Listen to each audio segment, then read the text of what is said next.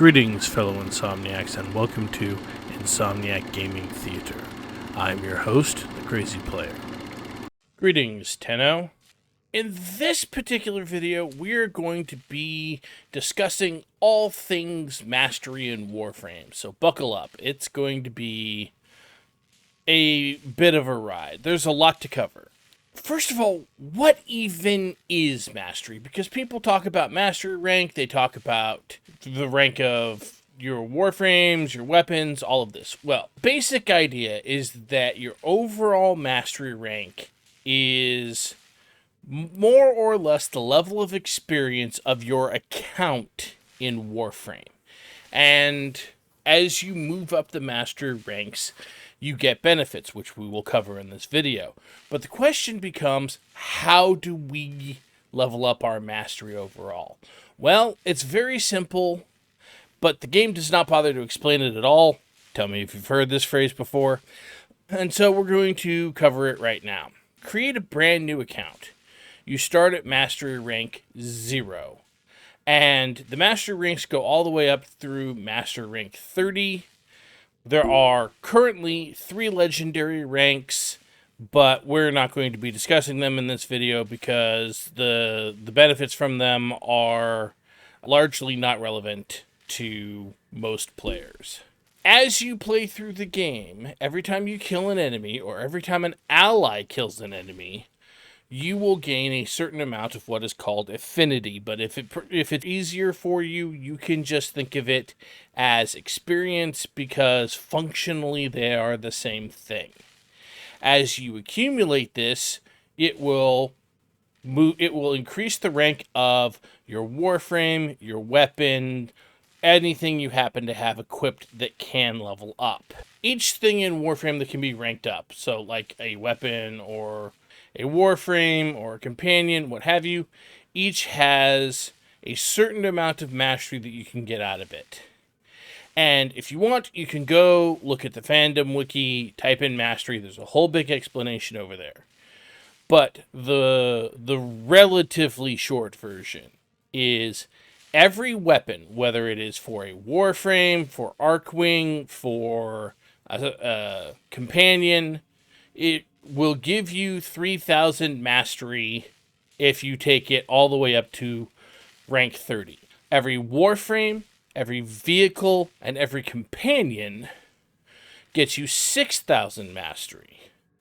So that's 3,000 mastery for each weapon, 6,000 mastery for each warframe, vehicle, or companion. You got that? And then, as an extra aside, we have, so if we come over here, we have intrinsics. So these are the Railjack intrinsics. There are also intrinsics for the Drifter over in Duviri, and each rank of these that you buy gets you 1,500 mastery. In addition to that, map nodes give you an amount of mastery, but it depends on where the node is. If you absolutely want to squeeze every single drop of mastery out of the game, then you want to clear every node on the map. However, the amount that they give is not static. It depends on the node. I don't have an exhaustive list. Sorry. In addition to that, every time you defeat a Junction Spectre, whether it's in regular or Steel Path, you get 1,000 mastery. So as you can see, there's a lot of mastery to be had out there. Like I said, not only is there enough mastery to get you from mastery rank 1 to mastery rank 30, but there are 3 legendary ranks, and every single time they add a new weapon, and they add a new warframe. That includes any time they give us a prime warframe or a primed weapon, or they give us a new companion type. All of those are mastery points added to the game. There are also a couple of niche things that have more mastery than standard.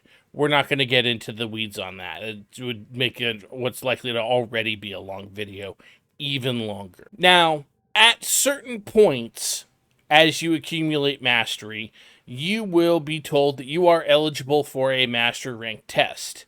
The little bar right here right above or right under where it says your name will be filled up, and it will kind of flash at you. And when you go into the escape menu right at the top right here, instead of it saying navigation, it will say master rank test. Usually, master rank up, there will be a test that you can take.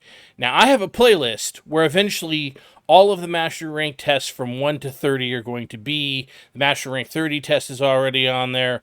1 through 9 are on there, and then the rest will eventually be there.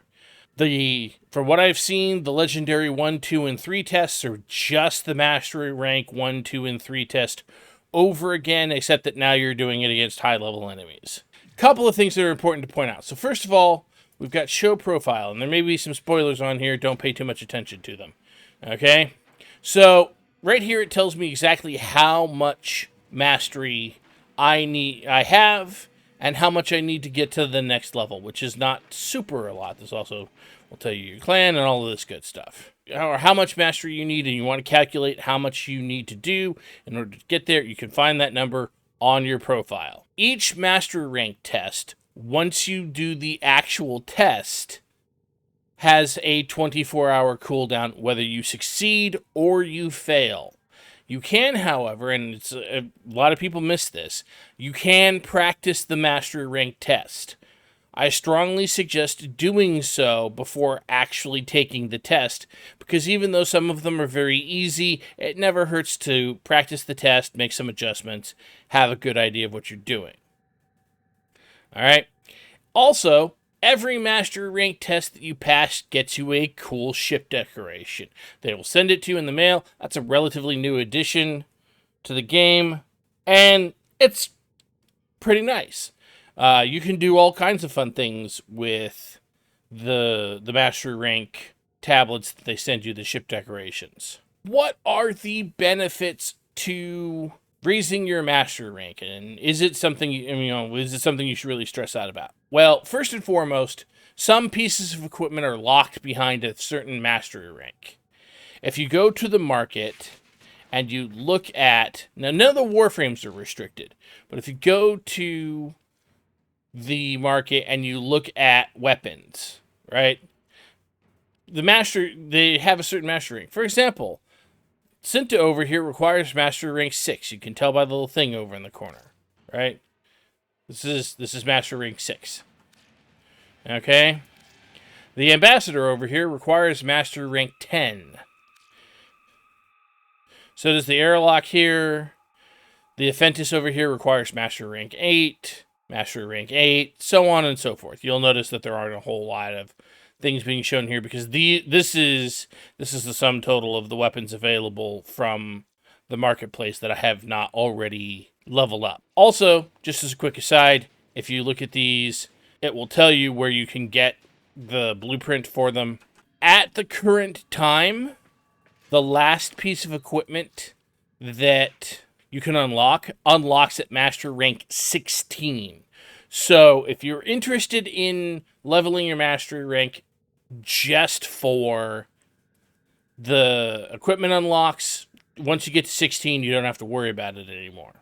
And that number is probably not going to change. The second big benefit to upping your mastery rank is whenever you get a new piece of equipment, such as the Cronin here, you'll notice it says unranked. When you first get a new weapon or a new Warframe or what have you, the available capacity will never be lower than your mastery rank. So if you're mastery rank 0, your beginning capacity is going to be 0 out of normally 30, but this one has a potato in it.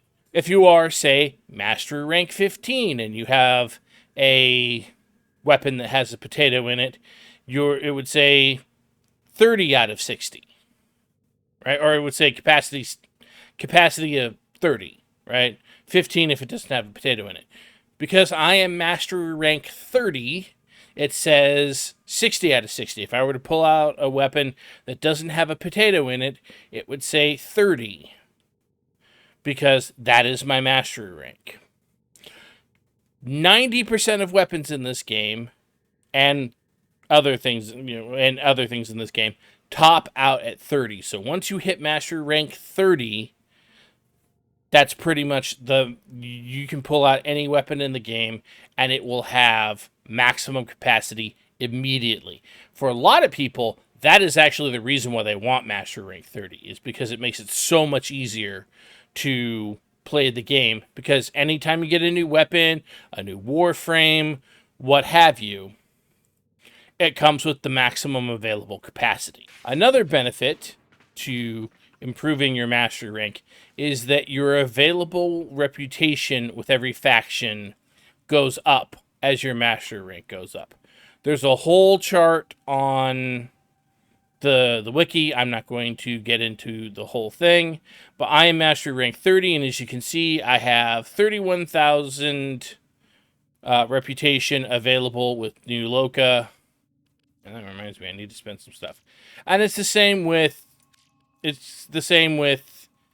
every other one. Daily standing, 31,000. Daily standing, 31,000. This is how much I can earn every day with these various groups. It also increases the amount of void traces you can get and how many focus points you can get in a day. Each of those has its own capacity. And like I said, I don't want to dwell too much on the minutia. In addition, you get... So there's a system that most people don't even know exists. Extractors. Every time you clear all of the nodes on a planet, you can deploy an extractor to the planet to get free resources off of the planet. You need to build the extractors with resources. I'm actually going to cover that in a whole video about the app, because a lot of people don't even know the app exists, and it's actually much easier to manage your extractors through the app than it is through the in-game function. I wish they would change that. There's a whole, they could make it so much easier, but I don't think they're ever gonna. Relevant to mastery. So you start with the ability to deploy one extractor at mastery rank 0. You gain the ability to deploy a second extractor at mastery rank 5, and a third extractor at mastery rank 10, and then as a fun little aside, if you buy a Prime Access, any Prime Access, it doesn't matter, you also get the ability to deploy an additional extractor, so a new player just starting out can eventually earn the ability to deploy 4 extractors. An extra bit of trivia: I believe founders get the ability to deploy a 5th, but since new players can't become founders anymore, that's just trivia. In addition, the last benefit of mastery rank we're going to talk about right now is loadout slots. So as you can see, I have quite a lot of loadout slots. There is a maximum amount of loadout slots that you can have total. A lot of people want to have a loadout slot for every Warframe. They're talking about they're going to keep expanding it so that you can have a loadout slot for every Warframe. But honestly, I have multiple loadout slots for certain Warframes because they do different things. You'll notice I have 2 Titania loadouts, for example. In any case, every even-numbered mastery rank that you achieve, you get an additional loadout slot. So Master Rank 2, Master Rank 4, Master Rank 6, and so on and so forth, until you get to Mastery Rank 30. That gives you 15 additional loadout slots. So that's another reason why people want to get to Mastery Rank 30. There are a lot of benefits for getting there. That said, if you wanted to stop at, say, Mastery Rank 16, you would have 8 additional loadout slots on top of the 1 that you start, or the 2 that you start out with at Mastery Rank 0. Let's talk about leveling all of this stuff. So we've got companions that give us mastery, like our lovely Panzer over here, right? We've got Warframes, we've got weapons. How do we level all of this stuff? Well, first and foremost, as you are running around just doing star chart missions early in the game, your stuff will be leveling up. And you should constantly be building new stuff and leveling new stuff. It is not uncommon to see someone running around with a weapon that isn't very good, and there's a reason why we refer to you may see certain weapons referred to as MR fodder. That means that basically the only purpose of the weapon is to give you mastery. Lower master rank weapons are considered to be mastery rank fodder. Their only purpose is to be leveled and then gotten rid of. So as you're running around doing missions, you do that. Now, once you reach, I'm going to say, probably somewhere around master rank 12 or 15, you are going to have probably done the entire star chart. You're probably going to have done the entire story. And you're going to be like, well, where do I go for maximum speed of leveling? If you're talking about just leveling a weapon or a Warframe, then the best place to go is either Sanctuary Onslaught or Elite Sanctuary Onslaught. In order to go to Elite Sanctuary Onslaught, you need to have a Warframe that is level 30. If you are a Master Rank 30, you can take a Warframe that you have leveled once and then go to Elite Sanctuary Onslaught to level it again, but you need to be at least Master Rank 30 for that. But if you want to level a Warframe and it is your first time leveling it, Sanctuary Onslaught is your friend. We also need to talk about, if you are just leveling a weapon, Elite Sanctuary Onslaught is your friend, assuming you can survive it. If you are trying to level an arc gun, probably the best place is Hydron on Sedna. A lot of people get tired of Sanctuary Onslaught, either regular or Elite, and will also do their leveling on Sedna. The best place to level Arcwing and Arc Melee and Necromex is probably Railjack. That said, best does not necessarily mean fun. Arcwing missions give not a lot of experience or affinity, whichever you prefer, to your Arcwing and to your Arc Melee weapons, so it can be very difficult to level them, and it can be quite tedious. Similarly, open worlds can be used to level Arcwings and Necromex, but again, it tends to be quite tedious.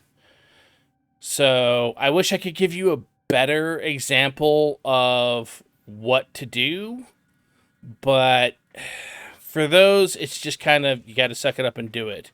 And K-Drive is even worse, because you absolutely have to level it in the open world, and you can only level them by doing tricks.